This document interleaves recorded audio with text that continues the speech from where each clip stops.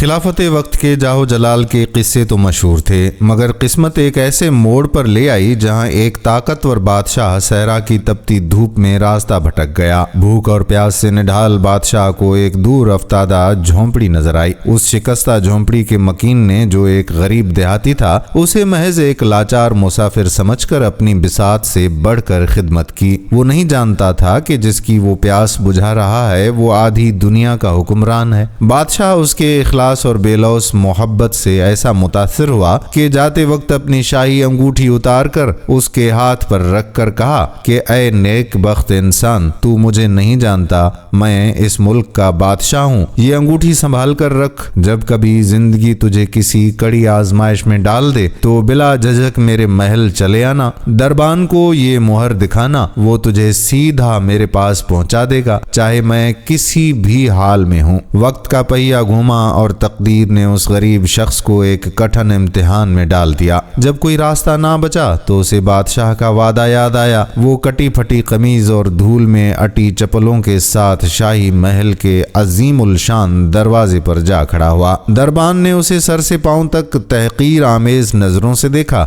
اور غرور سے بولا، اے فقیر، تیری ہمت کیسے ہوئی یہاں آنے کی؟ بھاگ جا یہاں سے، بادشاہ سلامت تجھ جیسے مفلسوں سے نہیں ملتے۔ دیہاتی نے خاموشی سے وہ انگوٹھی دکھائی۔ انگوٹھی پر شاہی مہر دیکھتے ہی دربان کے چہرے کا رنگ اڑ گیا، ہاتھ پاؤں کانپنے لگے اور وہ جو ابھی حقارت سے بات کر رہا تھا اب بچ بچ جانے لگا۔ بادشاہ کا حکم پتھر پر لکیر تھا، چنانچہ اسے انتہائی پروٹوکول کے ساتھ بادشاہ کے نجی کمرے تک لے جایا گیا۔ کمرے کا بھاری ریشم پردہ ہٹا تو سامنے کا منظر دیکھ کر دیہاتی کے قدم وہیں رک گئے۔ اس نے دیکھا کہ دنیا کا سب سے طاقتور انسان، جس کے ایک اشارے پر گردنیں اڑ جاتی تھیں، وہ زمین پر گھٹنوں کے بل اپنے ہاتھ آسمان کی طرف پھیلائے بچوں کی طرح سسک سسک کر کسی کے سامنے گڑ گڑا رہا تھا۔ وہ شخص وہیں سے پلٹا اور تیزی سے باہر کی طرف بھاگنے لگا۔ دربان حیران رہ گیا۔ ارے دیوانے، کہاں جا رہا ہے؟ تیرا کام تو اب ہونے والا تھا۔ دیہاتی نے پیچھے مڑ کر دیکھا اور ایک گہری سانس لے کر کہا، میرا کام ہو گیا، مجھے میرا جواب مل گیا۔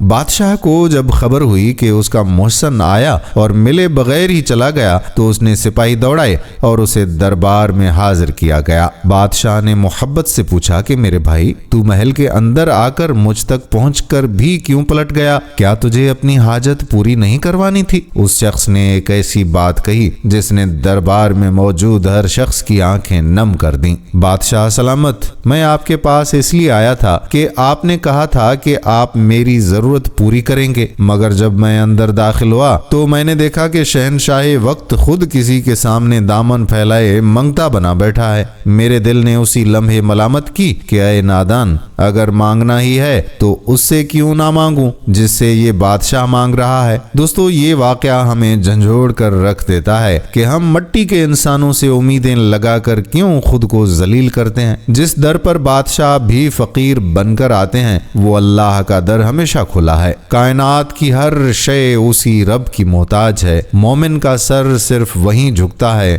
جہاں سے پوری کائنات کو رزق ملتا ہے۔